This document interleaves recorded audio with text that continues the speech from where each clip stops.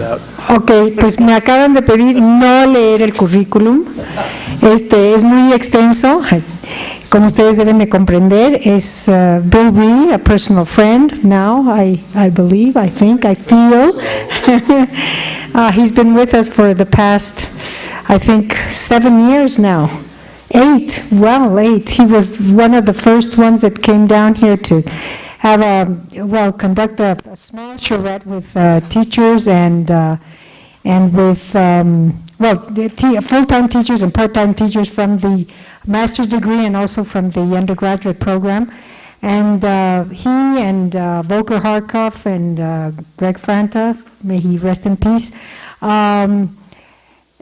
looked into our programs to see how we could integrate this idea of sustainability into these programs, and I think we got very, very good ideas, and that's why we've been working at it since then up to now. I think we've achieved, we've come a long way, I believe, and it's thanks in part to Bill and in part to the people who have become passionate in this theme with us. I want to interrupt. Okay. Because I think this is really important. You've come a long way, but this school, it was really interesting. I think it was Carlos who was reading this syllabus. Carlos de Leo. Yeah, and looking up like, well, what do you Americans think of us humble Mexicans? And it was such an incredible program. It was better than anything any school in the United States had. And for us, it was this, stop it with this looking to America. You guys, I want to come to school here. So this place has been a leader, even though you may not know it. So I just want to make sure you understand. Well, thank you very much. I really appreciate that, and we've made this effort, and we do it for our students, and we do it for our professionals, and we do it for our teachers as well. So it's all for you. And the thing is that, well, Bill has been on this path for some time. He's been trying to convince legislatures and trying to convince administrators, urban administrators, and builders, designers, to look at a different way of designing. And whatever you have heard, you have not heard, what Bill is going to tell you tonight. So I'm very glad to have you here. Thank you again for coming and for being part of our effort and this great family that we've built together. Thank you. And for letting a gringo come and speak English at you. So how many of you are comfortable with, how many of you are not comfortable with English? So I can talk really fast? Yeah? Okay, I do. So, slow me down, okay? Just say, calm down, Bill. And you can use your microphones better. Oh, is that right? I wander. Well, am I in front of the... I just can't stand in one place, but I'll try, all right. Oh, do you have a lavalier? One that you grab onto, the one that you hold on in your hand, is that okay? That's okay. That's okay. Fit in the meat. Okay. All right. We'll get you one without a cable, okay? Okay. So, this is good. Let's start. Now, I'm going to start with something that may irritate you because I'm not going to talk at you entirely. The least effective way to learn is for someone to talk at you. Now, I'm not going to, at the same time, I've got a lot to say, so I am going to be doing a lot of talking, but I need you to frame your own point of reference because it's you that has to learn from yourself, not me telling you what I believe. So I actually want to start this off, and I want you to pair up two people to talk and compare notes. So do you know each other? This is just your second class, right? So you don't know, now you're going to get very good friends. So two people, maybe three, depending if there's any odd numbers. I want you to ask yourselves, I want you to think and reflect or talk about it. What is the shift that you, no one else, not me, not Carolyn, not the school. What is the shift that you are trying to create in the world? I can see that you're really excited about that. It's hard to be introspective, and that's what I want you to do. What are you doing here? So, two people compare perspectives. You may learn from each other. Okay, you've got a minute. Un momento, come on, go.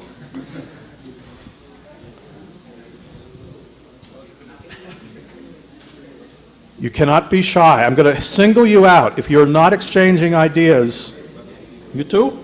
Come on.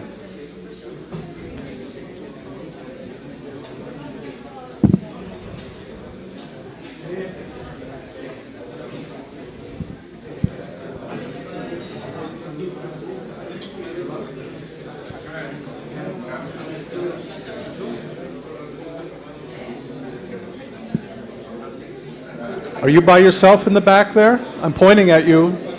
You need, what do you mean no? Yes. I'm going to call on you.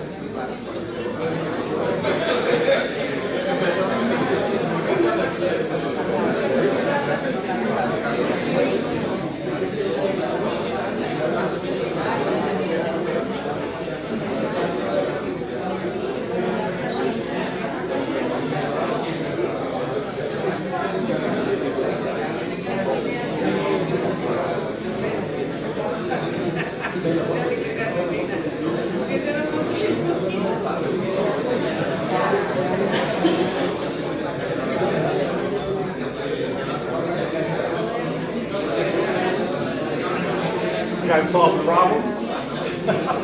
Okay.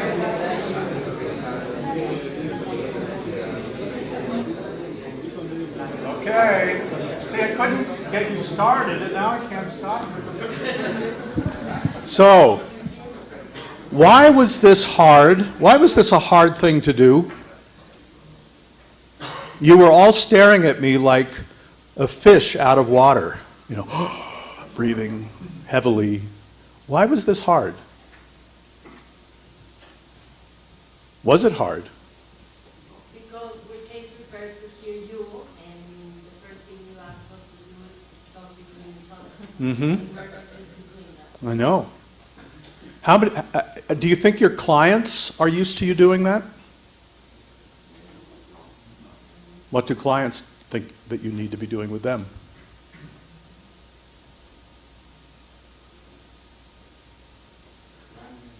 Rambling. So, tell me what else. So I do care, but we're not going to share. I don't really want to know exactly what shift you want to make in the world. That's your business. That's what motivates you. What I'm interested in is how that question worked you. Were some of you mad that I asked that?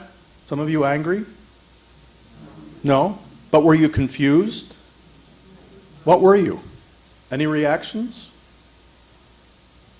How did it work you? It's to make a shift for big scale programs.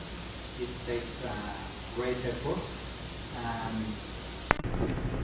One single person is difficult to make that change. So that creates me a sense that mostly I need to make a bigger effort to make that shift. Thank you. What was your name? we met. What was your name? Gerard. Any other thoughts, reflections? Well, like I said, it's just a personal belief I have that to give others, you know, to give others, and the way that I wanted to do to continue giving others is just in this kind of matters. I wanted to give everyone, like professionally, the change that Mexico, all the world needs, and it's like my commitment to improve our environment and everything. Okay, you know? that's your, we all have different commitments. Yes. But did that actually, well, okay, thank you. Thoughts? What I want to know is not what, I appreciate that, but not what you wanted to do, but how did that question work you? Do you understand what I'm saying when I say that? How did it work you? And that's a very important question, and I'm going to get into this because this is how you actually, we believe, you need to be working with your clientele. You want your clientele to go deeper and deeper. And I don't think you guys are going very deep with me yet. No, because you only gave it to me. I know. That's true. That's true. But at the same time, if you really reflect, if you know, there's always murmuring in the back of your mind. Like, I can imagine some of you saying, because I've said this, what a jerk, talking to me. What a jerk. I didn't want to do, you know, and I don't want to talk and share my innermost feelings with anybody. That could have been, was that anybody's reflection? I don't know, maybe you're very open. That's what I would be saying. This is my personal business, none of your business. But those murmurings are actually very important because those are the ones that actually are motivating you or actually forcing you to be different. Any other, I won't belabor this, but any other thoughts? Yeah. Because the first question is that what is the shift? What do you need to change, right? Mm-hmm. Not what you're doing okay or what Right. you are doing right now. With the feeling that there is always something that you have to change in order to accomplish whatever you want to accomplish. And the minutes, I think it's like you should be able to say maybe in 4 or 5 seconds what you want to shift because you need to have it very clear to get somewhere. How many of us are really clear on that? I'm not. I've been doing this a long time. I think I'm getting clearer. But this takes work. So we'll stop there. Now, I'm going to have you do one more. And it's going to be short, but I want you to pay attention to what is going on underneath the problem itself. Does this make sense, what I'm trying to say here? And I'm going to share with you stories of our clientele who have transformed their entire project because we kept prodding. What's underneath? When a client says, you know, typically we ask a client, are all of you practicing professionals? So we say, we typically ask our clients, what do you want, right? Isn't that a standard question? We don't ask that. We say, who are you? Or we ask, how do you live? We've never asked anybody what they want. I won't say never. But before we actually get to that, we want people to understand who they really are at their core, because most people don't know what they want, which is very interesting. We think we have an idea, and it's not for us to question.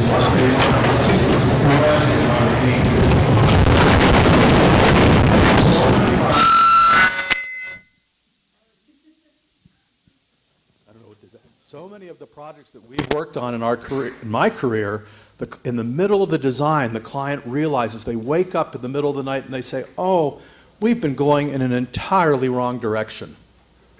We have a client right now we're working with in Connecticut in the USA.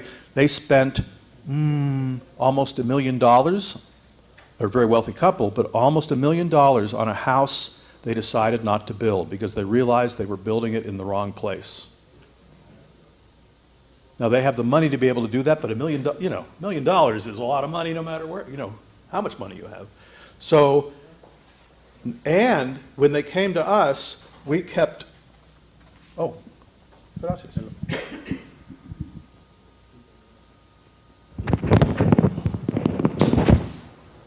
Gracias. Okay, so is this okay? So when they came to us, It's a little loud. Oh, boy. Off. Is that better? Yep. Feedback? Okay. So it's still loud, though. Can we turn it down some? Oh, is this a, oh yeah, is this volume? ¿El volumen cuál es? Ah, ¿está aquí adentro? Okay, that's, okay, good. Hay que bajarlo un poco. So when they came to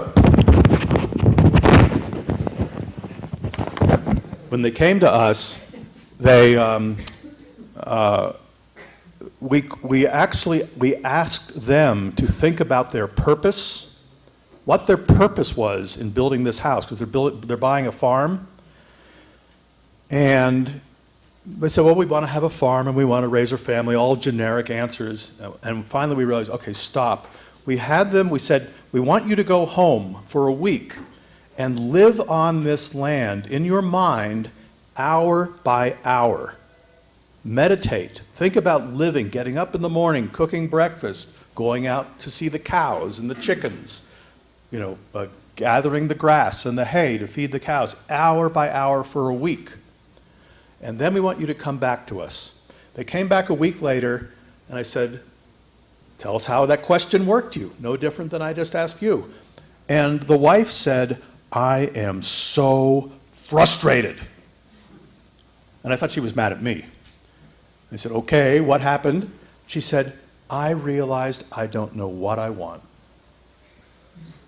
Because she actually had to think beyond the automatic answer, oh, I want to live on a farm and I want to live in the country. And she realized, I know I want to live out here, but I don't know how to live. I don't even know how to ask the right questions. Now that's the place to begin with a client.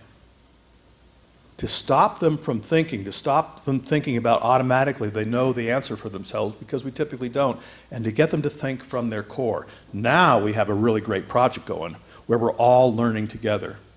Okay, make sense? Okay, so now I want you to think about this. Just take another minute. Now, are all of you working on projects? Okay, take one of your projects. In your mind, imagine all the ways that developing this project could continually add value to the world. Add value. Now, you know what happens instead of doing less damage? This is a sustainability course, right? I want to check in. Right, Carolyn? Yes. Okay, just checking. So, you know that sustainability as it's currently practiced is just a slower way to die, right? You all know that. Not very motivating. Now, how do we flip that so instead of just slowing down the damage, and you've heard that story, Bill McDonough tells it. You're in a car in Kansas, and you're driving towards Canada, but you really want to go to Mexico. If you slow down the car, will you get to Mexico any faster? And that's what we're doing in the sustainability movement right now. Now, we do need to slow down the car to make the turn, but what are we turning towards? What we're turning towards is how we add value to the world. Now, I just want you to think in terms of your current projects, one of your projects, how are you going to add value to the world? And please don't give me the answer because I'm creating beauty. That's a nice thing, but it isn't going to solve the problem. Okay, talk amongst yourselves. A minute, but I want you to think into this. Okay.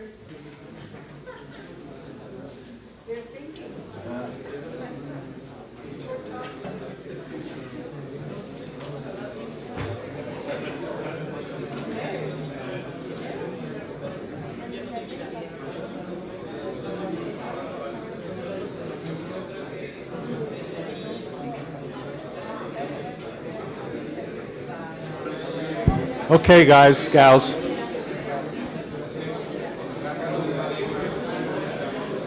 So let me ask a question.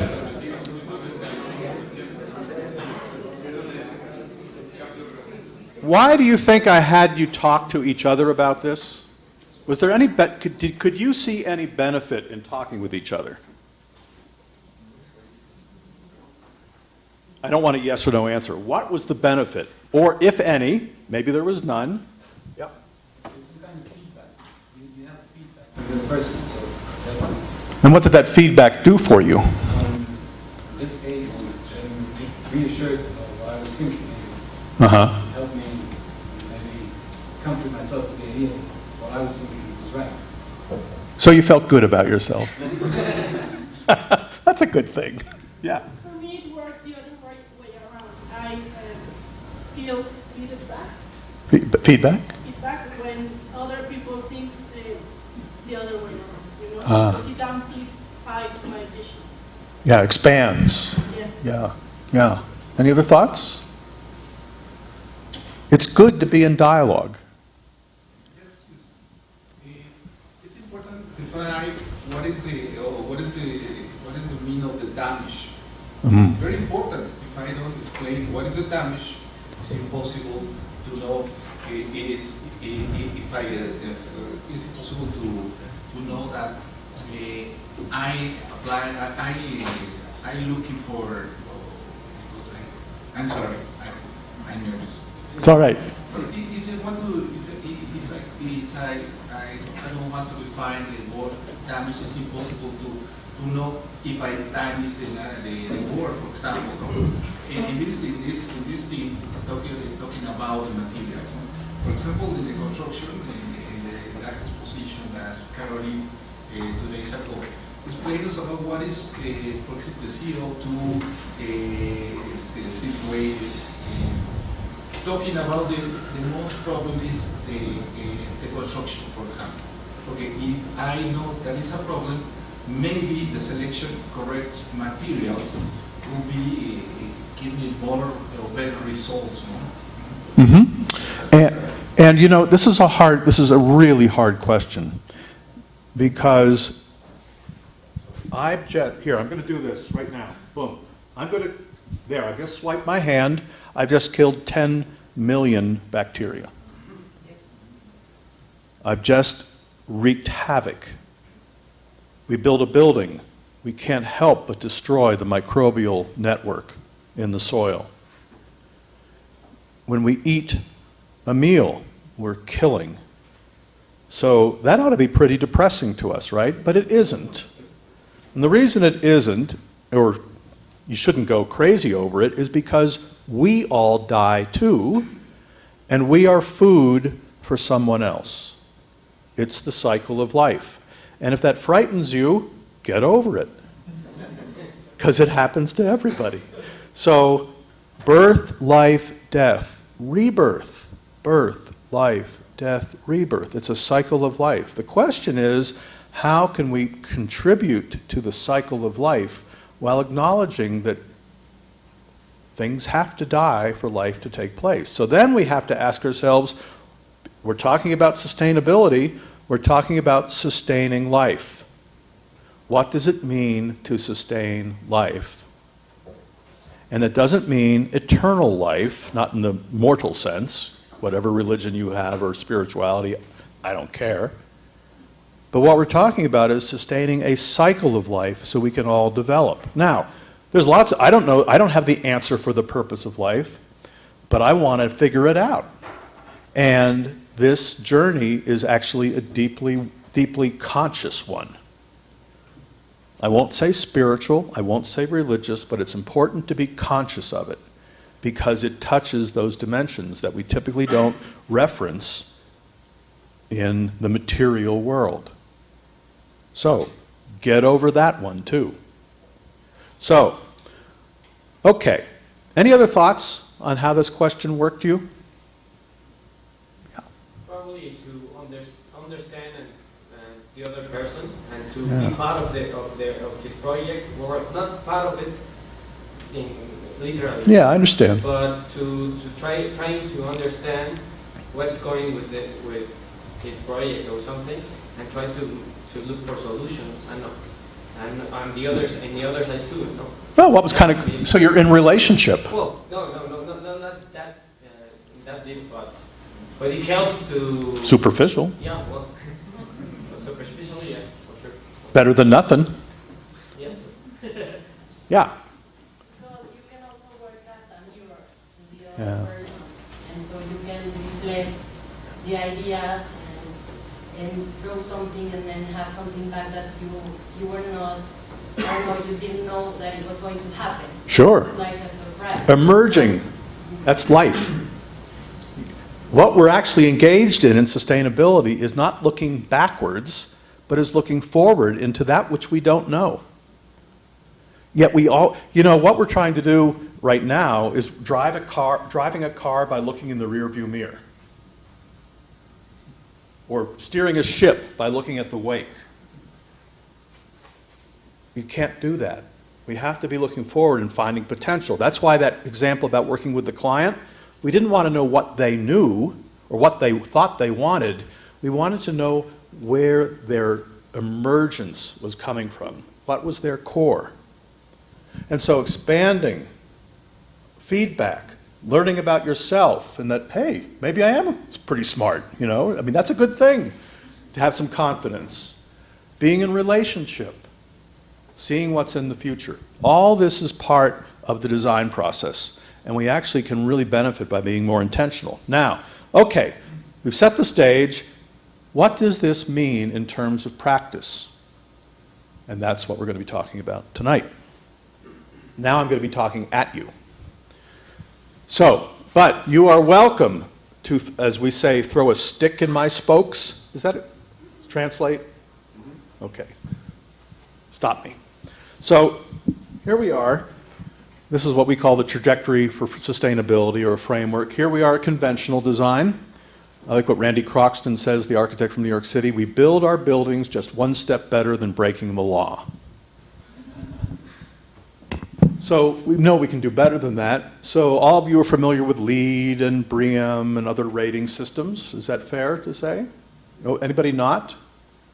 No, we talked about Okay. it last Oh, good. So we can do 30% energy savings, reduce potable water use by 20%, reduce toxicants in materials. That's a great thing. 30%, 50%. And that currently the kind of mental model we have is, well, that must mean 100% is going to be sustainable. That puts us up right to here. Except perfection is impossible. We will never be 100% carbon neutral. Even if we're putting carbon in the air and we're substituting it over here, there's still carbon in the air. There's still particulate matter. It's still creating damage. So if just that logic, you can't, like Zeno's hypothesis, you can't get there 1/2, 1/2, 1/2, 1/2 forever. You can't quite get to sustainability if we're just trying to limit the damage.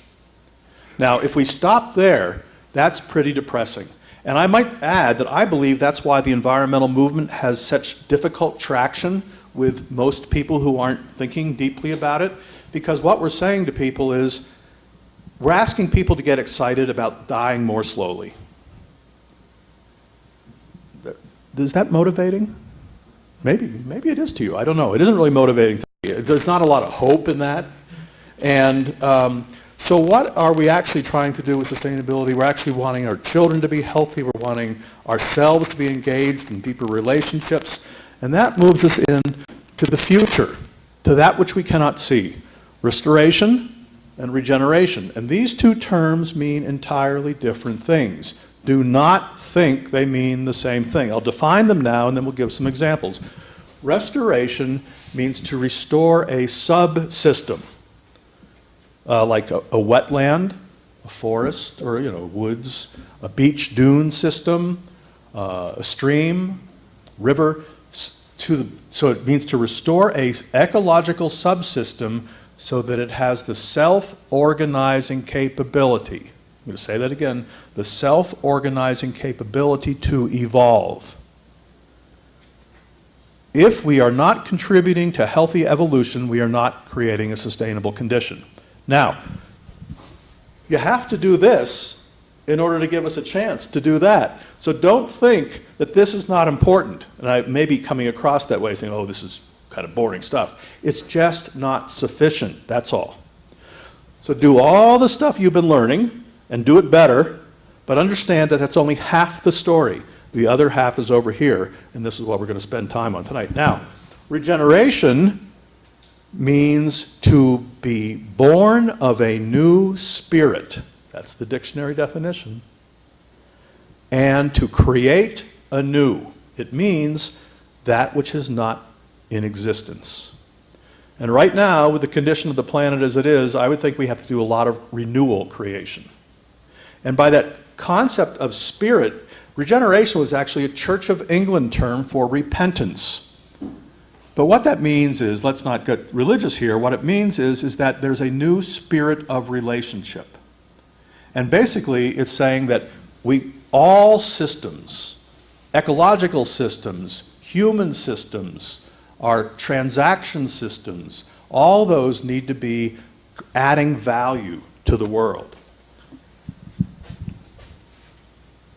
So it's a whole system. You need this and you need that. You can't have one without the other. We can't do this if we're dumping a lot of carbon in the air. But carbon in the air alone isn't sustainability. How many of you have heard, or I just want to get the idea of the perception out there. It's my impression from hearing a lot of people talk in the United States that carbon neutrality is equivalent to sustainability in most people's mind. Is that a fair assessment? Do you kind of get that impression or not? Okay, that's probably good. But I've been introduced, Bill Reed is going to talk about energy sustainability. I'm not. But for some reason, I get that a lot, where people equate energy efficiency with sustainability. You all know the story about Easter Island in the Pacific? You know, the island that went extinct with the big heads? That was a carbon neutral island, right? And yet it went extinct. And why did it go extinct? Nobody really knows the answer, but there's a number of guesses. And one guess is that they did not understand the ecosystem that they were part of. And the guy who cut down the last tree, chop, chop, chop, probably realized a couple weeks after he did that, oh, we might be in trouble here. Because no more seeds to grow trees, no more trees to have boats to catch fish, no more fish to fertilize the soil. Anyway, boom, dead. So, all right. Another way to look at regeneration, oops, I don't know what happened here. This is the problem with switching from Macs to PCs. It's all about interrelatedness, wholeness, unity. It's building capability for thriving co-evolution. And by co-evolution, we don't mean two, we mean everything, supporting one another. So a degenerative condition is fragmented thinking. I'm going to work on materials. I'm going to work on energy. I'm going to work on water. Isolated and destructive actions. You know, I don't know if I have the slide in here. I'd like to share with you a story, though, about how isolated actions can actually create real problems. Well, I don't even know if the slide's in here, but I'm going to tell it anyway. So, it's in Boston, Massachusetts, where I live, or outside of town, a city called Brockton, Massachusetts, and they were running out of water. They are running out of water, they were, about 9 years ago. And the reason they are running out of water is because they've paved over and built over their entire watershed. So when it rains, so they have wells in the ground and they suck water out of the wells, and what replaces the water in the wells? The rainfall. But if the rain hits a hard surface, then it gets sent, courtesy of our civil engineers, into the Atlantic Ocean. So no more water recharge. And so now they're running out of water. So what did they do? They hired the same engineers who were destroying the problem, destroying the situation, to build a desalination plant. Now, when I read this in the paper, in the Boston Globe, I was actually drinking my coffee in the morning, and I think I spit it out. Because it said Brockton, Mass. is spending $20 million building a desalination plant. Now, what you need to know is that Brockton, Massachusetts gets 45 inches of rain a year. What is that, like 130 centimeters of rain a year? That's a lot of rain. They shouldn't be running out of water. Now they're paying engineers $20 million to build a desalination plant, further polluting the atmosphere, costing them money, polluting the water with increased salination. So they were solving the problem in an isolated, and I'm going to show you how, and destructive action, right? But that was the answer, because we isolate our problems. Now what they didn't do is communicate with each other. And there was another group in town working on water conservation. And they were installing new pipes in town to plug the leaks. You know, a lot of our pipe infrastructure leaks, probably 50 to 70% of the water that goes through them. So they were putting new piping, they were installing low-flow toilets and shower heads in the town, but no one talked to each other. So when the desalination plant was finished, and you can go on the web and read the disaster that happened, they had no need for the desalination plant because they had saved so much water through conservation efforts that there was no market for that water from the desalination plant. So the town is now stuck with a $20 million bond that they have to pay off for the next 20 years because it was isolated decision making, not integrated, not in relationship. Now, generative is a tool. A bulldozer can be incredibly destructive, or a bulldozer can be generative if it puts earth in the right place and allows for water to be recharged, or we can rip up that pavement that was originally built to allow groundwater recharge.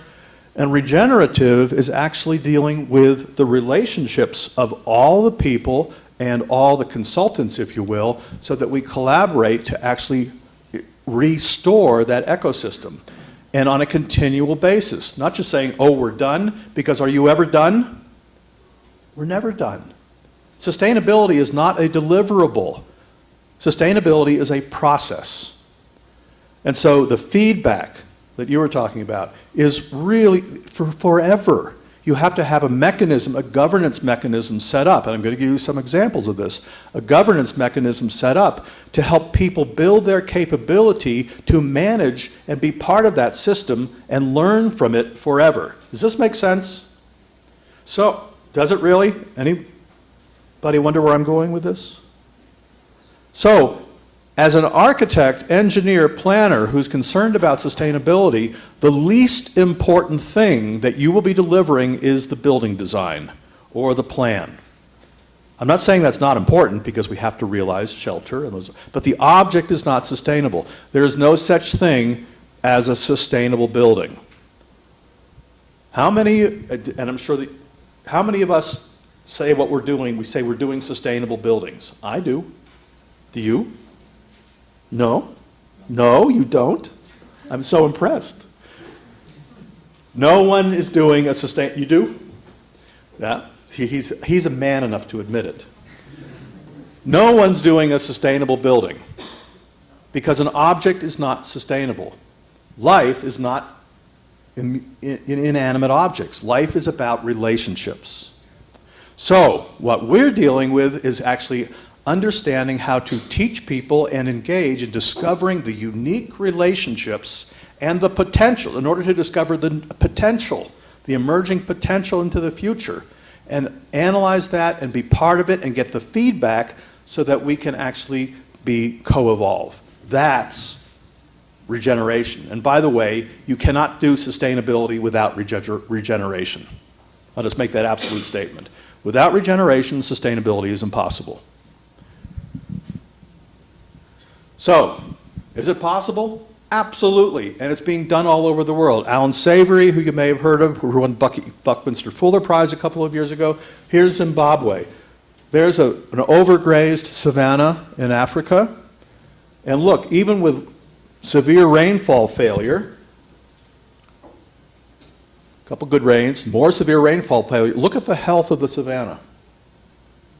And the way they did that is he realized that grasses can't graze themselves. Africa is filled with antelope and gazelles and other kind of ungulant, hoofed animals. And yet, when we put cows in Africa, we end up doing this. So he said, what's going on? It shouldn't be a problem.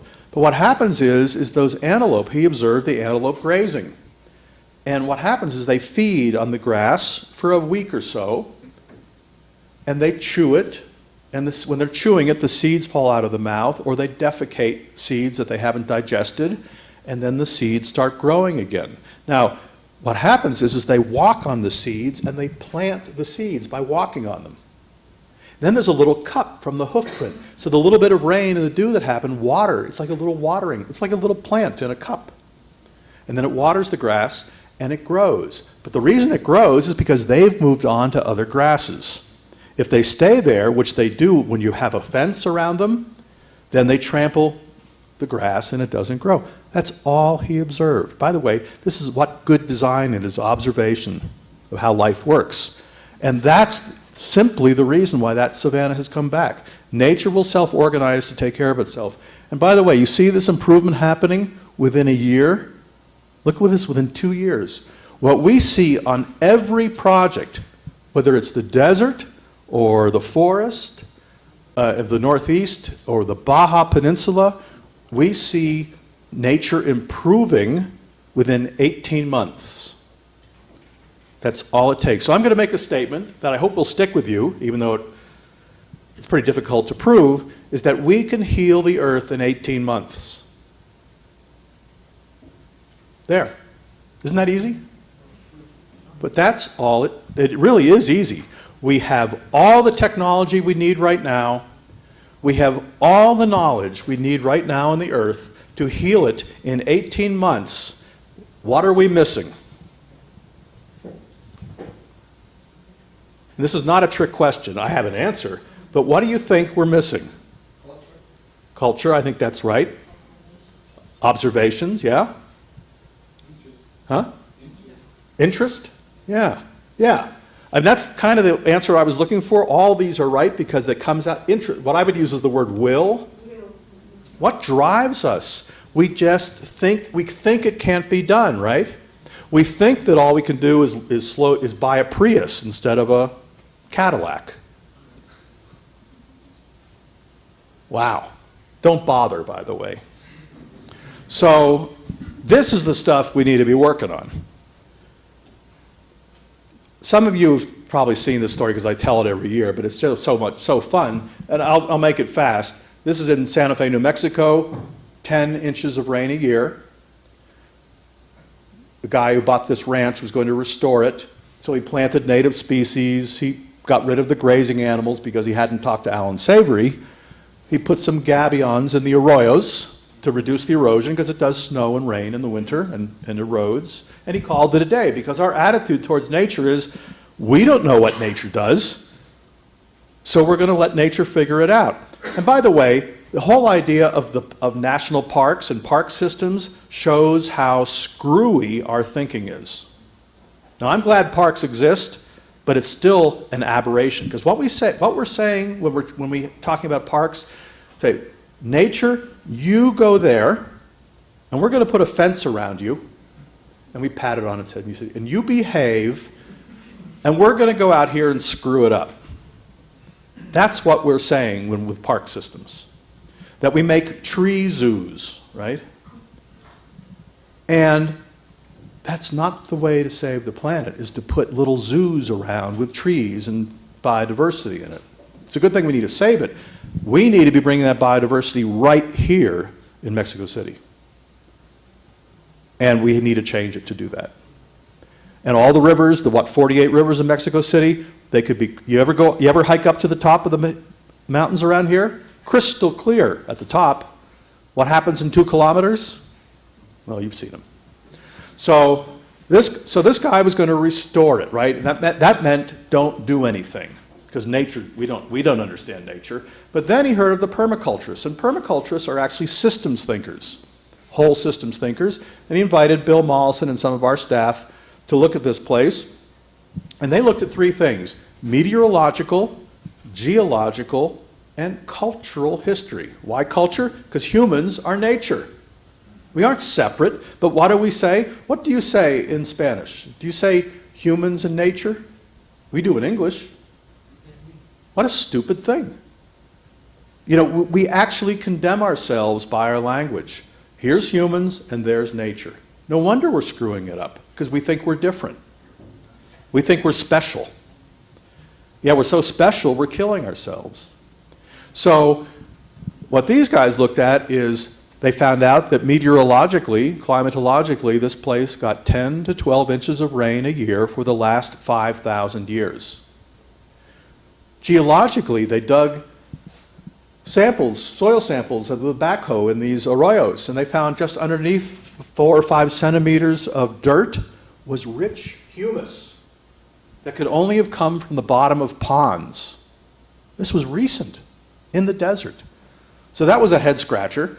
And then they found out by looking at diaries way outside of this area, up in Durango, Colorado, they found diaries from Wild Bill Williams and his mountain men.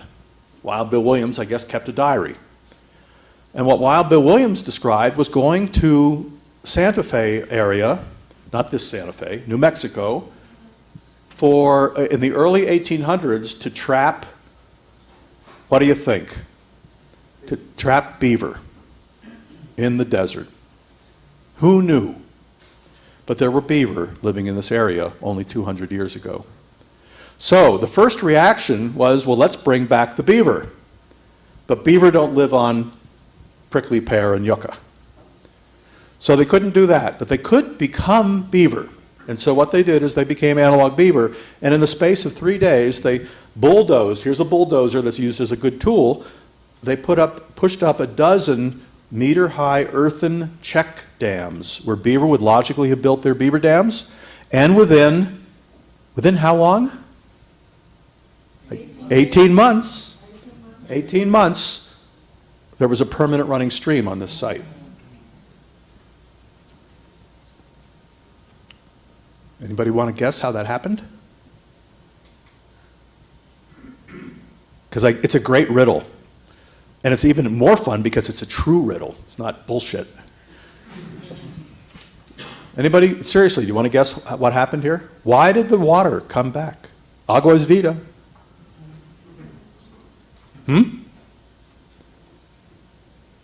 No? No guess? When it rains, it sheets across the landscape, and it's a desert, so it evaporates. Poof. But if you have a dam, the rain gets caught, and it gradually fills up the depression. And what happens then? It recharges the groundwater table. And a stream is nothing but an elevated groundwater table. Now, that's all that happened. They didn't know that. They didn't have a clue that that would happen. They just said, let's be beaver. And that's how they discovered this. So what's really cool is that that's not regeneration. This is still restoration, deep restoration, although you could call it regeneration because they didn't know it was there. You're creating anew. But here's the creation of the new spirit. Every farmer down the valley they went, holy moly, we got to do that in our place. And they did the same thing. And now there's a raging, frothy stream where there was no stream 8 years ago. So that's regeneration. That's the spirit of actually engaging people if you will, with hope as opposed to minimizing the damage. Okay, let's look at some definitions. One of the things we're going to talk about at the end of tonight, if we have time, although the way I'm going I don't think we will, is how to actually practice this on a day-to-day basis in the design process, and maybe we can speed this up. So the word integrate means to make into a whole by bringing all parts together, to unify. That's the role of the designer, the architect, the planner. But what does that word whole mean? We use that all the time, oh, whole systems. We're using that word very, very strangely. The word whole means containing all components, complete, but here's what got me, not injured. And that used to be the old definition for health, absence of pain. So I looked up the word health, to make whole. Uh-oh, what's going on here? Same thing, this is a cycle. And you've maybe heard in English the word hale, hearty, it's all the same root. So the question is, are we healing? Are we wholing? And even more so, where and when do we stop integrating? And that gets to this point about the future. Regeneration goes, we never stop integrating. And this is why it's important to build this capability into your clientele so they realize that that's their role to begin to manage themselves. Now the word development is another interesting word. Sustainable development. And we think, well, how can you develop and make sustainable? That was the way that word was used. We don't use it that way. We use the word development in the context of developing your children. What does it mean to develop your children? We want to try to define that? I'm interested because I'm trying to think about right now what that means. What does the word develop mean? Give it a try. I'm going to make you work here. Yeah, partially. Yeah. What else? To become. To become what? I'm not. You can just say that's to become, and that'd probably be a fine answer. But To process something, something different. yeah, change, become, grow, all that. To create new potential is another word, another definition for development. Transform, but don't change all. It's only transform to grow, no? Say in español. Bueno, Somebody translate. Es transformar lo que se tiene, pero sin destruirlo, ¿no? Es un desarrollo para ir al crecimiento. Okay, somebody translate that for us. To transform for growth, not destroying. Yeah, good. Okay, all of that. So let's look at some definitions. The act of bringing out the capabilities or possibilities of something to a more advanced or effective state. That's a dictionary definition. Manifesting potential. When you're developing your children, how many of you have children? Anybody? A few. Yeah, okay. Do you want your children to be worse off than you? No. You want them to have more and be better and actually discover who they are, right? That's what you're doing with your children. One of the questions, we won't spend time on it, I like to ask, I think we've done this in the past here. Imagine yourself designing a house for your growing family. How would you go about designing that house? And people talk about, well, we'd have a living room and a dining room and a study and be so many square feet and it would look like this. Now ask the question, imagine designing a house for your growing family, adding a couple bedroom additions, for the purpose of developing your children. Does that change the nature of how you might design that house? That's a much deeper question, right, than just building an object. And so now, that's the question I want you to hold in your mind. When we are designing buildings and communities and master plans for our community, for our people, our clients, we actually need to help them understand that they are in the business of development, developing themselves and developing the people that are participating. So, how do we create new potential? Okay, so what does this mean? We've been talking about wide-ranging stuff. Let's talk about practicalities.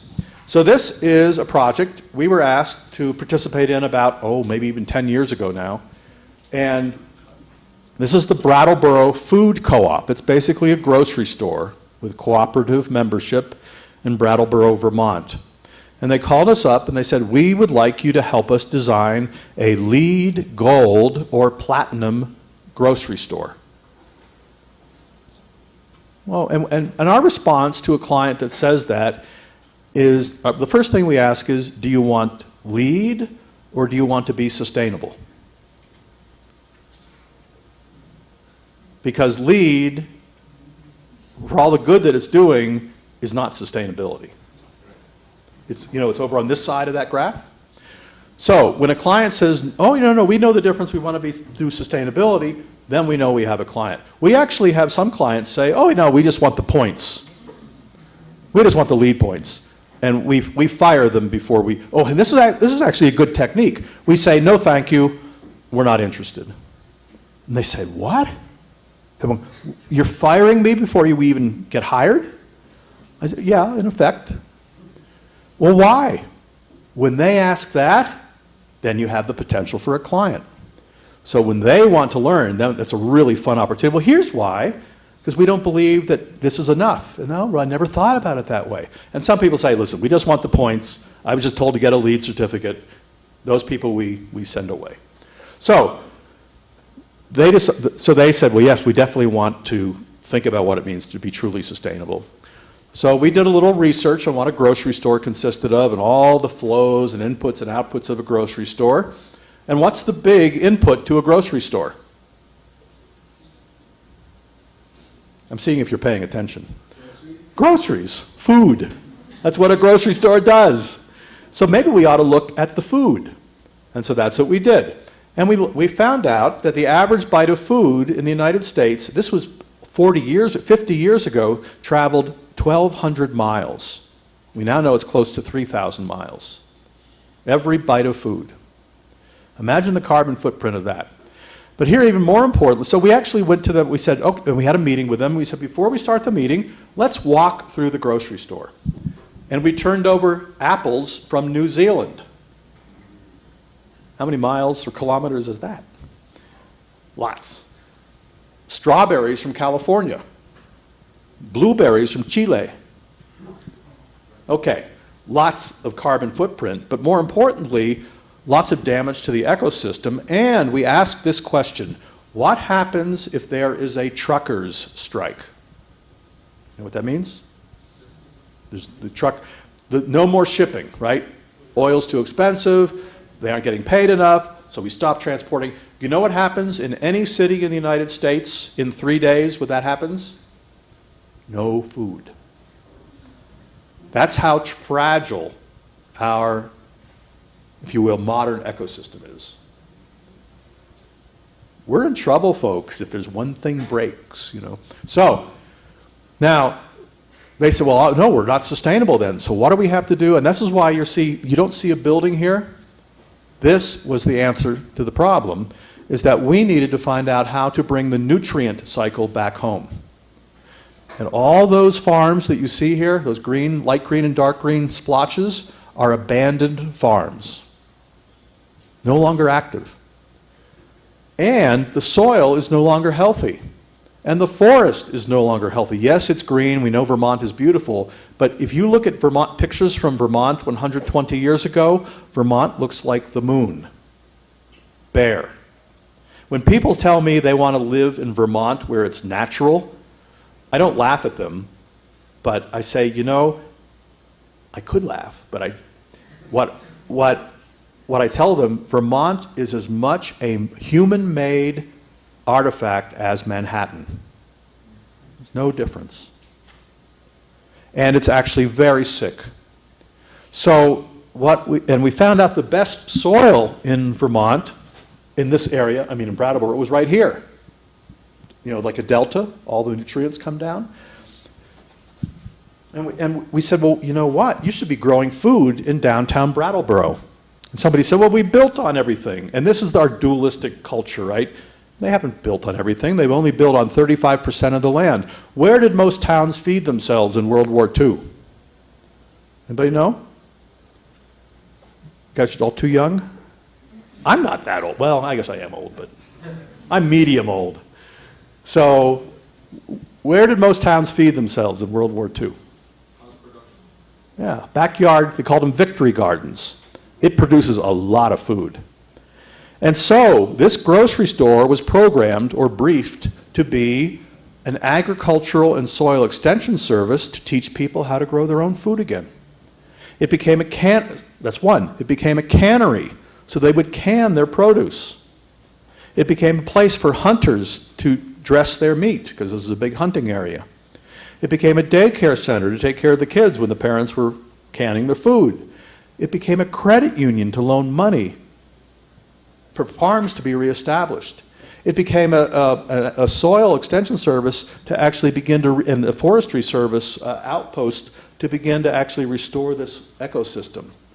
And it became a grocery store. So we presented this to the board. Now, we were working with the executive committee. We presented it to the board, and one of the board members said, all we wanted was a grocery store.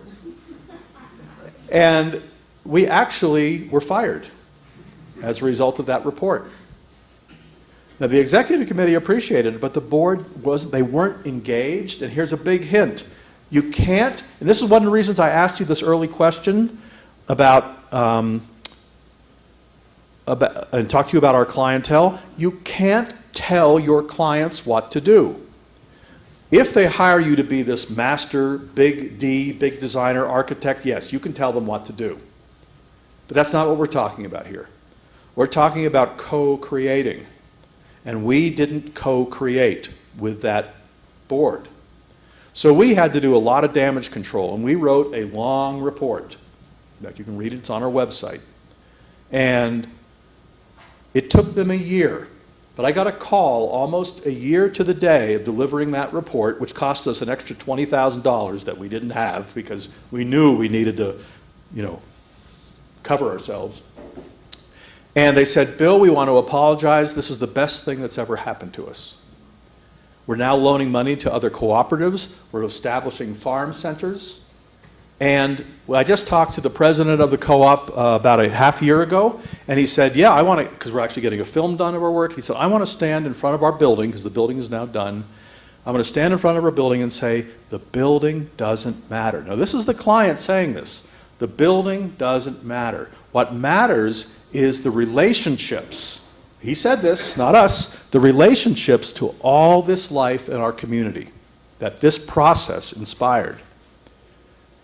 They wrote a 100-year plan to begin to implement these ideas. That's that ongoingness, right? That's the looking into the future. Now that, to me, is the beginning of a successful sustainability project. That's a regenerative relationship. And it's hard to get people to stop fixating on stuff, because we all think, you got to give me a thing to be of value. The thing has no value. It's the relationships that you're establishing that have the value. So we actually give our clients kind of a hard time. They say, well, what are you going to give us for the money we're paying you? And we say, we're going to give you understanding. Now, most of them scoff at that, but they don't scoff 6 months later. So yes, we do give them reports, and we do give them stories, and we do help them understand and experience, but the stuff actually doesn't matter. It's the relationships and the understanding that matters. Okay. Is this making sense, folks?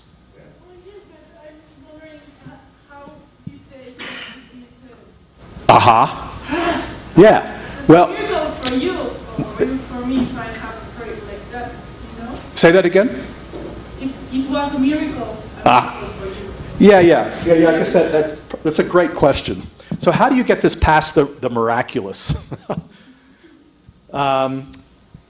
So here's the other hard part, is it takes a year, typically, for the synapses to change in your brain. Because we're not giving people what they expect. We're actually forcing people into the unexpected. That's a hard place for a consultant to work, right? But what's the hardest thing for humans to do? What? And what's sustainability require of us? Change. So this is hard work. Yeah, and if it's easy, you're probably doing something wrong. No, and I'm serious. You say, okay, we'll give you some photovoltaic panels. It's nice, but it's easy. Relatively easy. What we find, there's a Harvard study that says it takes a year for the synapses to begin to change and 3 years for them to change permanently. One of my mentors, Carol Sanford, doesn't take a contract for anything less than 3 years for that reason. She works with businesses. Now, she works with corporations, and they can afford that, but it's a difficult sell. Now, as an architect, we're lucky if we get a year or two, right? Well, we take it, and we also warn the clients that this is going to be very difficult. I would also say a third of our, I'm not actually making a very good case, but I'm going to tell you the truth, is that about a third of our clientele fire us after the first 4 or 5 months. They say, you guys are crazy.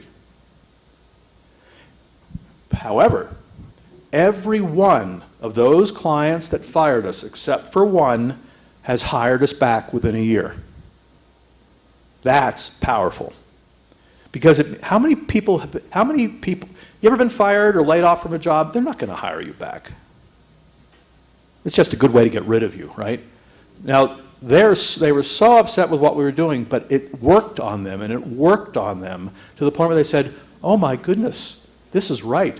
One of my clients is a Kundalini Yoga. Do you know Kundalini Yoga? So she's a Kundalini Yoga master, and she said, oh yeah, we say the same thing in Kundalini Yoga. 300 days to begin to change, 1,000 days for the change to be permanent. So, get used to it. It's hard. And build that into your process. And also, I mean, it sounds like a crazy business model, but it's very powerful because our clients do come back. And I bet you we have more retention than most architects because we're actually forcing our clients into the realm of being uncomfortable. Now, you can't hold them there forever, but you want them to work, right? Because change is hard. I don't know if that helps, but okay. All right. How do we practice this? I'm going to try to hit 3 things tonight, hopefully. In order to work with regeneration, we have to work with wholes. I'm going to just let that sit for a little bit. We also have to, well, this requires expanding the scope. We're going to hit these. Recognizing patterns, understanding essence or distinctiveness. Are these terms, are these familiar to any of you? Probably not. It's kind of a new language, for architects anyway. This process then is about reconciling, and I've learned in Spanish you can't use the word compromise because you actually have to tell me this. There's a word, you have compromise has actually 2 meanings in Spanish. Is that fair? I was told this recently. Yes. So I would rather use the word concession, that we don't want to concede anything, because most of us think, in the United States we say compromise is actually held out to be a good thing. If we compromise as politicians, the Republicans and the Democrats, that means we're actually being successful. No, it isn't. They're losing and they're losing. It means to concede. Both sides concede a little. I give up a little, you give up a little. We both feel equally miserable. That makes us happy. Lose-lose. What we want is reconciliation, which means to harmonize, which means to win-win.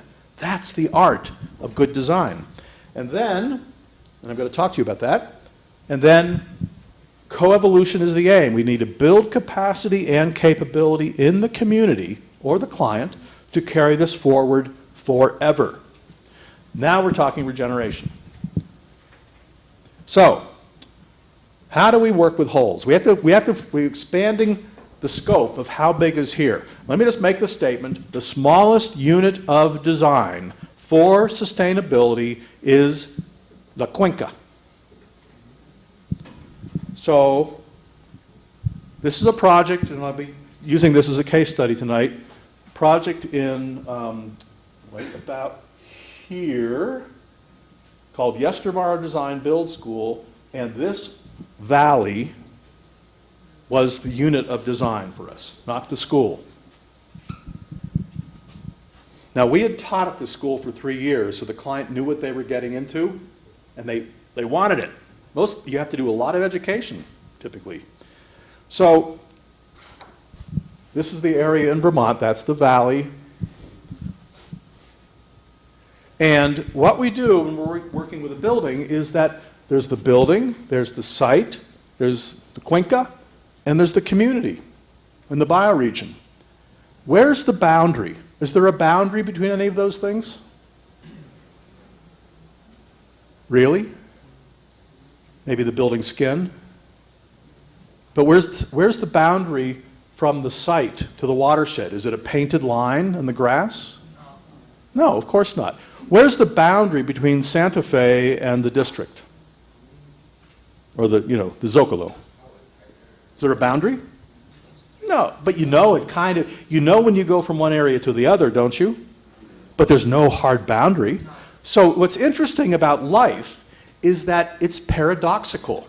And by the way, when you're beginning to work with paradox, that means you're actually beginning to work on the right thing. There's no absolutes. You know when you've left one town and gone into another, but yet there's no hard boundary. So it's bounded and it isn't bounded. Now let's use the human body. By the way, you can learn everything I'm talking about by looking at the human bodies and our relationships with each other. That's how I've learned it. That's how our practice has learned it. Because just like Mexico City has a boundary, this bowl that we're in here, and I've got skin around me. Now, if my skin was truly a boundary, I would be dead in a second. Because the skin wouldn't be breathing, wouldn't be expirating. So is it a boundary? Not really. And if there was no boundary, I would be a puddle. Right now. And I would be dead. So I've got a boundary, but I don't have a boundary. And it's the same thing for any community. We're bounded and we're not bounded. And that's why you can never work with just a building or just a site. And why do you think we pick a watershed as the smallest unit of design? Anybody have an idea? There's no rules, I'm just making this up, but why do you, that's what we do in our practice. Why do you think the watershed is the smallest unit?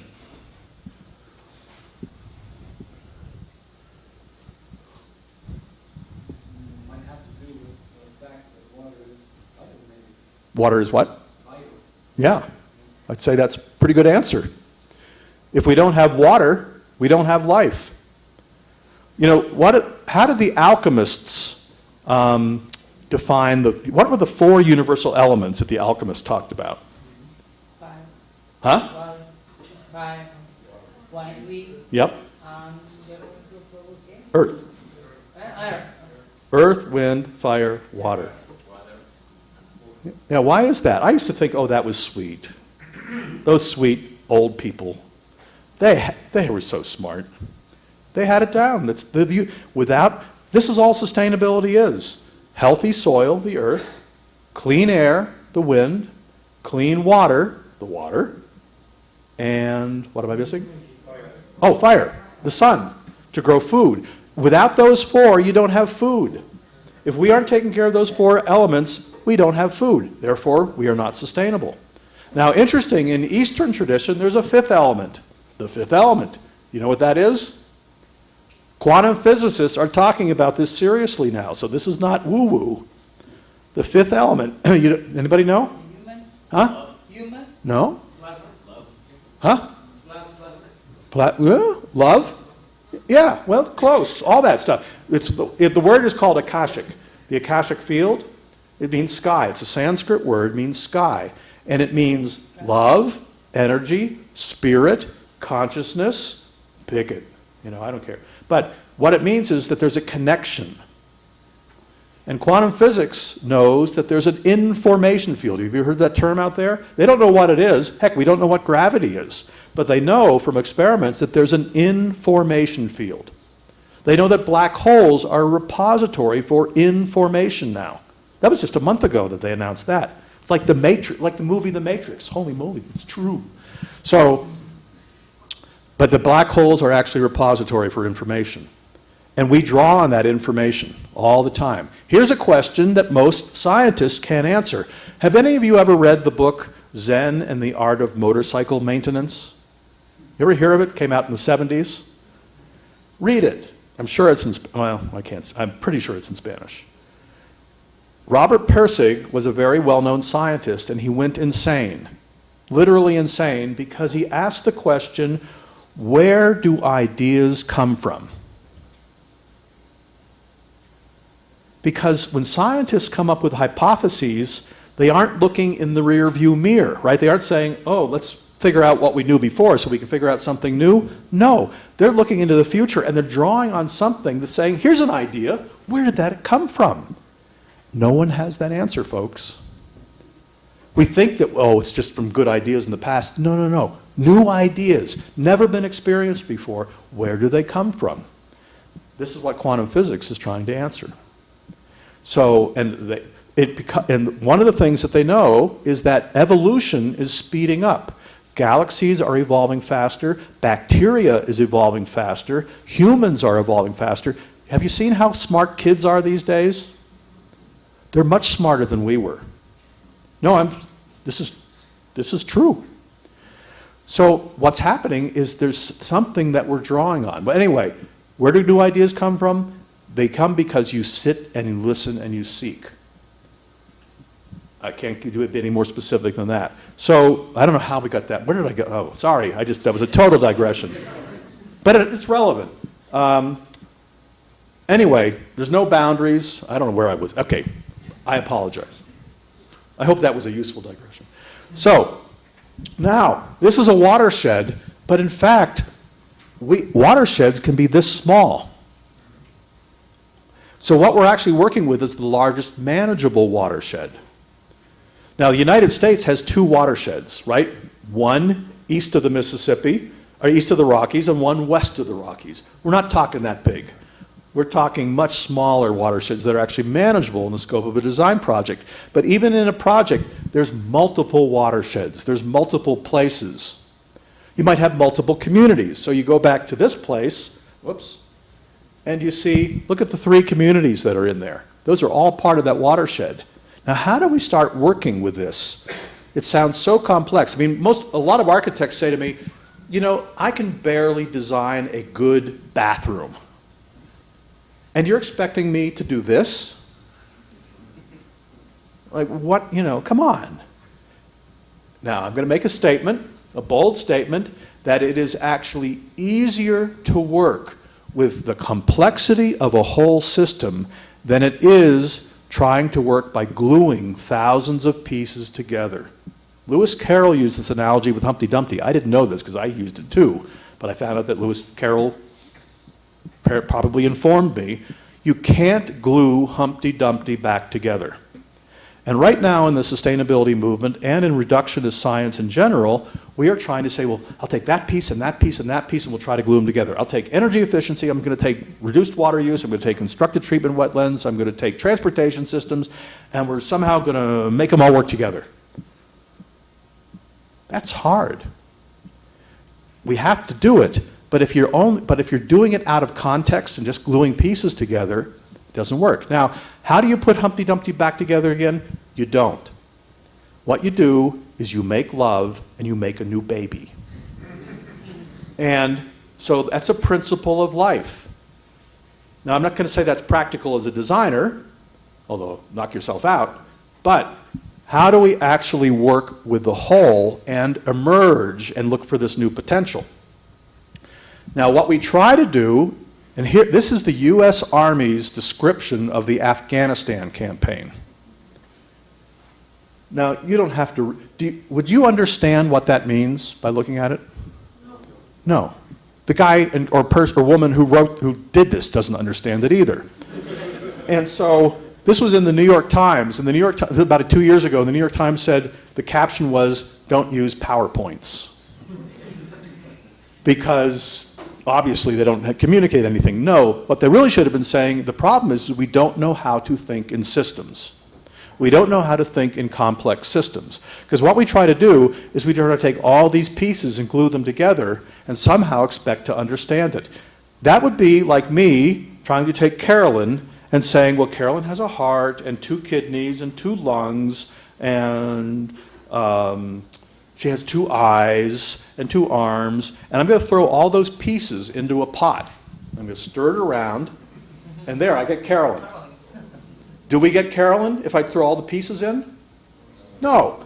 And why is that? Does anybody know the definition of a whole? Now we're going to come, do you know what a whole, what's the definition of a whole? All? Yeah? All the thing about the environment and okay, you're still thinking in pieces because you're talking about it's all. The whole, let's start. But a whole, in the true definition, is greater than the sum of its parts. The whole is greater than the sum of its parts. I can take all of Carolyn's pieces and I don't have Carolyn. But somehow Carolyn, as a whole being, is much more than just flesh and bone and blood.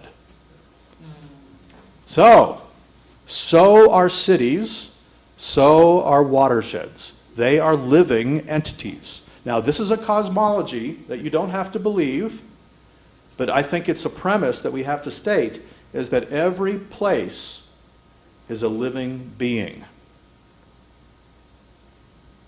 Now, you all heard of the Gaia hypothesis? The James Lovelock, the Earth is a living entity? No, there's no proof on that, although I'd say there's a lot of evidence. But just like we have mycelium, mitochondria, we have universes of life in our body that are independent of our body and yet help our body to be healthy. They're part of us, but they aren't part of us. We are a whole because of them, but they're actually independent of us. Do you know that? So, the same thing with us in a community. Us in Mexico City. Mexico City is Mexico City because we are here. That means there's a whole going on. Now, how do we work with that whole? We don't do it by drawing lots of arrows. But I venture to say most all of us have tried to do this. Okay, so and then, which is the design problem, how do we reconcile or harmonize complex human needs with the complexity of life? Because that's what we're talking about if we're talking about sustainability. So it's more effective and easier to work with wholes, avoid piecemeal concessions. And here where we're coming, activating all life, all design can be seen as an activating force. You want to do a building? And a restraining force. What are some of the restraining forces that get in the way of buildings? Regulation. Yeah. What else? Yeah. Yeah. Neighbors that don't want you there? Yeah. And somehow we do one of two things. We either concede, lose, all right, we won't build the building this high, and the neighbor says, well, that's good, that's better than it was before. You're losing some income, so you've lost a little income, the neighbor's lost some sunlight, but we're both nice to each other, and so we'll both roll over, right? Or you can reconcile. What does that look like to win-win? All right, so let's look at that. So in order to be able to do that, you actually have to look at understanding life. Now, how do I understand Carolyn? I don't understand by looking at all the health of her liver and the health of her heart and kidneys. I get to know Carolyn as a living entity. And the only way that I get to know Carol is to basically see Carol as a being in relationship to you and you, the dog in the street, me, her spouse, her children. Then I get to know Carolyn. That's how we have to start knowing Mexico City. That's how we have to start knowing Santa Fe here as a living being. And the only way that we can do that is to actually treat this as a being and see what is the uniqueness of this being compared to Zocalo, compared to La Condesa, or La Roma. Because they're different, right? You know they're different. You like to hang around Condesa, right? Nice place. Do you want to hang around Santa Fe? No. Not as much, anyway. Why? Because they're different. Do you know how to describe that difference? By the way, there's a great design problem. Actually get people to understand and get into the real difference, the core differences between those places. Those are patterns. And basically what we're looking for are three things. How does life process itself in those places? What is the purpose of life in those places? And what is the value that it adds to life? Because if it doesn't add value, it's not sustainable. And from that, we get a kind of a core. And from that, we get vocation, which is a term that Jamie Lerner came up with in Curitiba. What is the every great city has a vocation, a calling, a unique sense of purpose. And if we don't understand that, then we're going to say, well, what I did in New Orleans was pretty cool. I'm going to do it in Mexico City. Wrong. More than likely wrong. Or what I did on the Upper West Side in New York City was it worked out great. I'm going to take it to La Roma. Wrong, because they're different places. And it would be like saying, I've got this great girl. I dated this great girl when I was in college. She was so good. But I ended up marrying this woman over here. But I really like some of the traits of that woman. So then I'm going to try to make my wife behave like her. Does that work? Does that work? No. And yet we do that all the time, and we take abstract ideas from the architectural magazine. That's a great idea. I'm going to do that over here. The first mistake is that you're going to do it, because it's not your job to do it. What your job is to understand the nature of that place so that you can help them understand what they need. That's the role of a designer. Carolyn, is this making sense? Okay. I know that I'm kind of out there, so I got. All right, so how does this work? Let me just see where we are. Yeah, a little more. Okay, so this is we were brought in by a developer to look at, this developer was going to put 1,000 homes and a golf course here and a hotel. 3,500 acres of land. This is in Idaho, near Yellowstone Park. Somebody been to Yellowstone? Okay, Yellowstone Park is down here. This is the Teton River, which used to be a famous salmon river. These are the Big Hole Mountains, and we are in a plain over the Three Sisters in the Teton Range, those big, craggy, some of you may know them. Anyway, we're taking photographs. This photograph is what taught us about this place, more than all, but we walked around this whole valley. When we first go to a project, we get to know the land on its own terms. We research it, we find out what people have written about it, we find the history, we find the climatological data, of course. But what we're looking for is what's beneath that, which is what I had you actually working on the first thing. What's beneath what you really want to do in life? What's the core? We want to understand what the core of this land is because it's a living being. And then we also want to understand the core of the client, because what the client needs to be done, what we're doing is the client's activating force is really his or her core. The land is the restraining force. You're not going to change the land, and the community is the restraining force. We need to understand their core. And once we understand the core, then we can actually be creative. Now, I'm going to try, hopefully I'll remember that because I want to loop back with another story. So this developer had 1,000 homes. He hired a design firm. They laid it out. It was really bad. And they published it. And it looked like a suburban, looked like Levittown on Long Island. It was terrible. And the community went crazy. The environmentalists went crazy, and he knew he was in trouble. And so he called us up, he heard about us, and said, well, this architect heard about us and said, can you help us? Well, not really. You kind of let the cat out of the bag. It's maybe too late. Well, we're totally stuck. And so what we said, well, we are not going to justify your 1,000 homes. That's not our job. In fact, we build into our contracts, we reserve the right to quit if we don't feel that this project is going to be meaningfully value-adding for the planet. And that's interpretive, of course, but that's a big discussion point when you actually tell the client before you get hired that we're going to quit. But it's very powerful to say that. So we went up, so he said he accepted those terms. We went up there and we looked around. Now, we are trying to understand what the purpose of this land is, how it processes life, how it adds value. And this photograph taught us everything we needed to know. So here's the Teton River. These are the Big Hole Mountains. What you need to understand is just like there's a hydrological cycle, you know, the water evaporates from the ocean, forms clouds, and rains on the land, to be way overly simplistic about a hydrological cycle. There's also a nutrient cycle. Because if water was allowed to do what water does, we would all be living on a rock right now. Or we would be swimming, literally. Because what does water do to the soil? Takes it away. Now, plants and other things keep it there, stabilize it, but what allows the soil to actually improve in the upper watershed? What do salmon do when they swim upstream and die? They leave their eggs. They leave their bodies, too.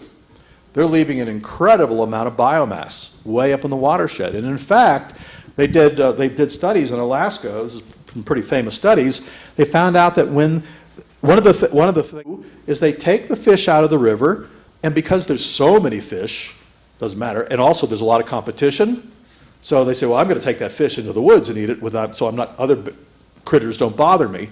And they eat the good parts because they don't have to eat much of it because there's so much fish. And what happens? The fish then fertilizes and nutrifies the soil. And without that cycle, the place dies. Now, that same principle happens here. This used to be a salmon river. But what happened 120 years ago, farmers came, Mormon settlers, and they basically dammed up this creek called Mahogany Creek. And they took 90% of the water to irrigate these fields. Here's the remnant of Mahogany Creek. It barely has enough water to reach the Teton River. Now what happens though is that, can you see the faint ghost lines in the fields? You see these little, see those? What do you think those were? It was a giant delta of water carrying nutrients down, but also carrying nutrients up because there were beaver, otter, yellowtail cutthroat trout, salmon, megafauna carrying nutrients up to the Big Hole Mountains. When the farmers came and dammed this up and then cut this river off, these rivers off, and by the way, here's the soils map to show you that that's what was going on. Those are all the streams. When they cut those streams off, there was no more nutrients. So the Big Hole Mountains have been slowly dying for 100 years. The Teton River is basically dead, and this prairie savanna is basically a monoculture of turf grass farms and barley. And the farmers are all going broke because it's a monoculture. So the developer came in, gave them $130 million in options, and there we are. Now, we want to create a sustainable community. We can't create a sustainable community until we start with the foundation of life, because that's what we're sustaining. So, what we found out is that this land has a purpose. I have a unique purpose in this life. All of you do too. And until you discover that purpose, you're going to be unhappy. So I highly recommend you discover your purpose in life, and you know it, it's deep in here. But find that. So this land has a purpose, and it's up for us to tease that out. Does it mean that we're necessarily right? No, but you got to start. Now somebody at this point says, boy, that is really arrogant to think that you can know what this land's purpose is. And you know what? They're right. It is arrogant. But you know what's more arrogant? Is to ignore it. Because that's what we do. And it's remarkable to hear, oh, how could you possibly think that you know this? And my response to them is, how can you possibly put up another McDonald's stand in your community? Or let the land go to hell because you don't care? That's more arrogant. So the purpose of this land, and here's the essence, the distinctiveness of this land. And we know that this is right because everybody resonated to it. How do you test something, whether it's good or bad? Really, how do you know when something's good or bad in your lives? I want to hear. How do you know? Huh? You taste it. How do you know something that you can't taste is good?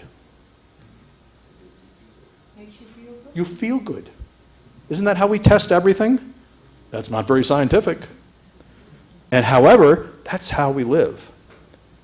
When I meet a person, if I don't like him or her, I better find out why. It might be me, you know, but it certainly causes me to think. So this land has a unique distinctiveness, and the distinctiveness was this land functions as a living bridge between the Teton River and the Big Hole Mountains. Everybody hear that? This land is a living bridge. Does that make sense and based on what I explained? Well, we presented this at about the time that I'm presenting this to you, to the developer and the design team, and these guys were all people that knew this area, and basically the reaction was, oh my gosh, that's right. And within a half an hour, we were working on getting rid of this spread of homes to creating very tight wedges of dense housing with 500 meters between those wedges, because 500 meters is the maximum you need for any habitat, to be any critters to start feeling safe. And the response to from the environmental community was, well, they couldn't believe that humans could be actually positive for development, so they wanted one house per 40 acres. That would have left all this disconnection there. The environmental community, with all their well-meaning intent, had no clue about how life worked. They were so intent on winning the battles that they were up against.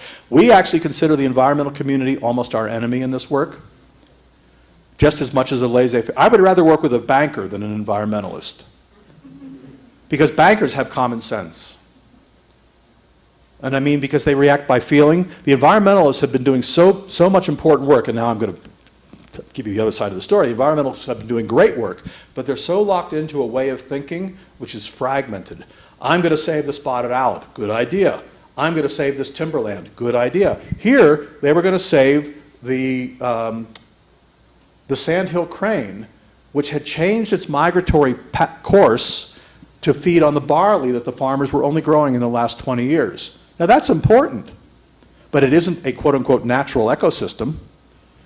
So we actually gave them that, but they basically just didn't want development, because their attitude is that humans are not nature. Because development has been so bad that we want nothing to have any kind of relationship with it. So our job as ecological designers is to somehow bring this back together again and reconcile it. Now, so here's the reconciliation, not the compromise. The compromise is build one house per 40 acres. The conceding is build one house per 40 acres, which would have left the land still unhealthy.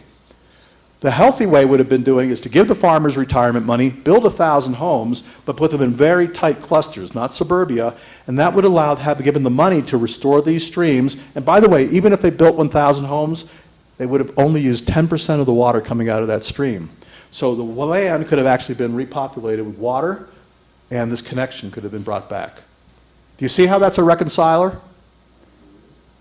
Now, is that the right answer everywhere? No.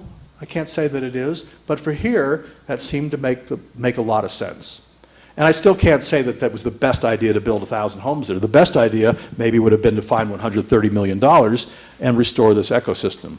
But we don't have that luxury. That's one of the realities. Money is a scarce resource too. Okay. So that land functioned as a living bridge. That was its vocation. So now, what we're doing is we're doing pattern recognition. Any of you who have seen this before, don't give the answer, but can anybody tell me what the pattern is in this graphic?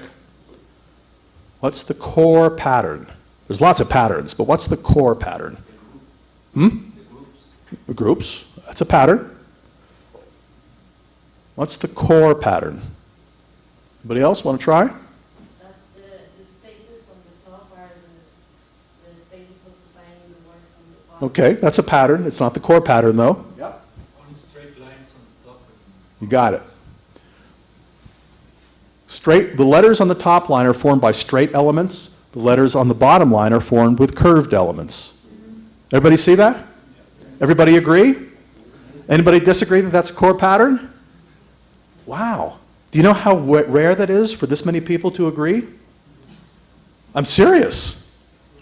Yet, when we have thousands of pieces, I don't know how many of you have worked on LEED projects, but we are there for months, if not years, saying, well, maybe we should put showers here and bicycle racks here, maybe a green roof here. No, that's too expensive. We go back and forth, and we analyze and we analyze, and we cry in our milk, and still not doing a very good sustainability job.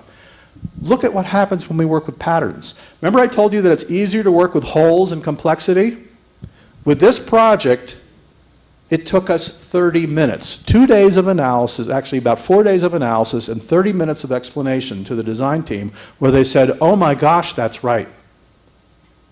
We were invited to Bravo working on a project, and the permaculturist there said, who are these gringos coming down telling us about a town we've lived in for 20 years? And what they said is, after about an hour, it resonated.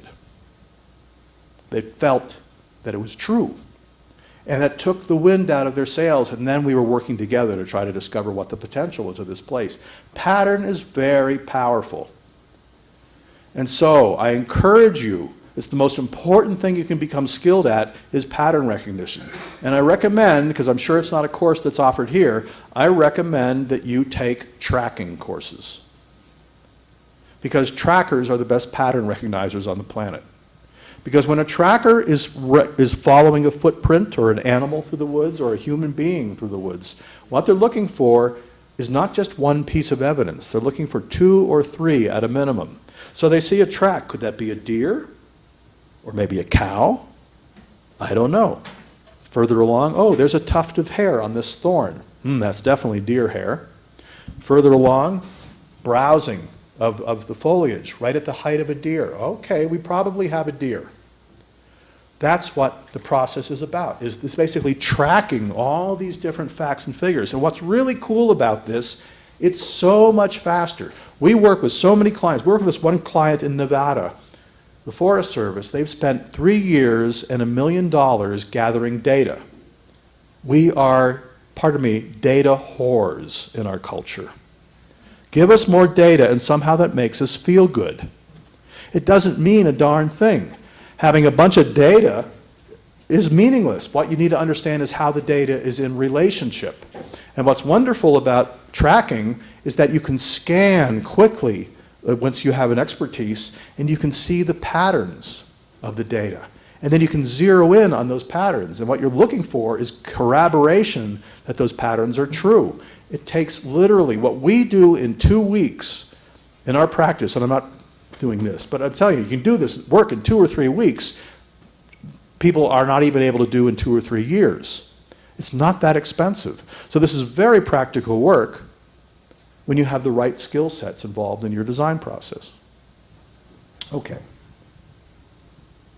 All right. I'm thinking that maybe this is a good time for a break. Okay. So, break.